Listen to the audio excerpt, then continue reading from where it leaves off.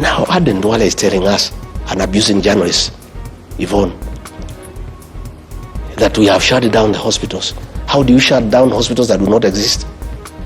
A minister telling the people of Kenya they have discovered that money is being paid to non-existent hospitals, ghost hospitals. And his reply is that no, we have shut down those hospitals. Where is the money? What measures has he announced today? If these hospitals were non-existent, if these hospitals were not compliant, and they have been shut because they are not compliant, even this matter has been taken out of context. Government formation is a process, and a coalition government is formed based on an agreement.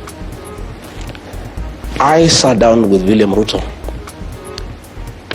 and on behalf of the mountain people negotiated our expectation from his government, and he negotiated the votes he wanted from our region.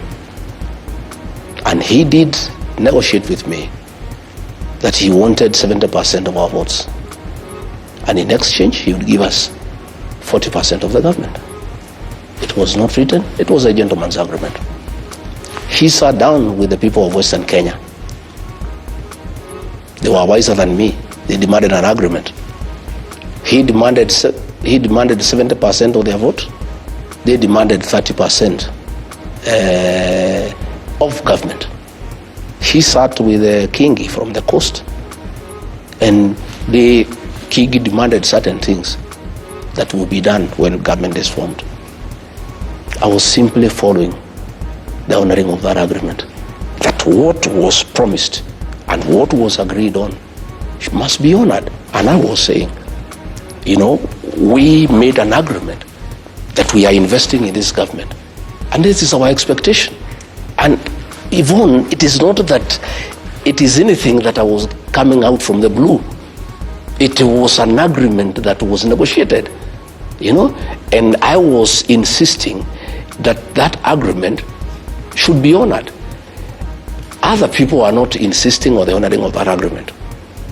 I was under a lot of pressure from the people I negotiated on their behalf, that what we agreed on should be honored. And that is when William Ruto turned against me, because he didn't want to honor what we had agreed. And luckily for me, and it's a mistake that I made that I have to live with, I didn't insist on a written agreement. It was a gentleman's agreement. Nevertheless, even a verbal agreement in law is acceptable. Sorry, just so we understand, you say you negotiated on behalf of your people. Yes. What did you negotiate for? Positions, development, roads, coffee reforms, tea reforms, guaranteed minimum return. We did economic charters with President William Ruto, 4 counties in Kenya. And for the people that I represented, because he came to me because he wanted votes from my region. That is the truth. It was not that because he just loved me or he was my friend. It was quid pro quo, Give me this, I give you this. And he said, Rigathi, I want 70% of votes from the mountain. Mm-hmm. Can you deliver that? I said, yes, I can deliver. And I delivered 87%. And I said, I expect the following. I negotiated ministries of interior, finance, agriculture, water, lands, attorney general, trade. I negotiated all those agreements, And where we started having problems is when he started taking away what we had negotiated. He took away finance. I had negotiated finance, he gave to Professor Ndungu. He took it away and gave it to Joe Mbadi. I had negotiated interior, I had negotiated trade, I had negotiated that and that. Because and that is where many people probably fight like John Mbadi came after you. No, I'm just saying along the way. Okay. That agreement still stands, whether I'm there or not. Because I negotiated on behalf of our people who voted. All right. And then they delivered. They gave him 7% of the votes. So they honored part of the agreement because the agreement was 70%. So this was on behalf of the people of Mount Kenya? Yes. We don't hear much of the complaints from the people of Mount Kenya about whatever these agreements that were not made. You wouldn't know. Why is there a rebellion in that mountain? That is the issue. It's only that I speak out. Other leaders don't speak out because they have been compromised. I speak out. And why do I speak out, Vaughan? Because I'm the one who entered the agreement on their behalf.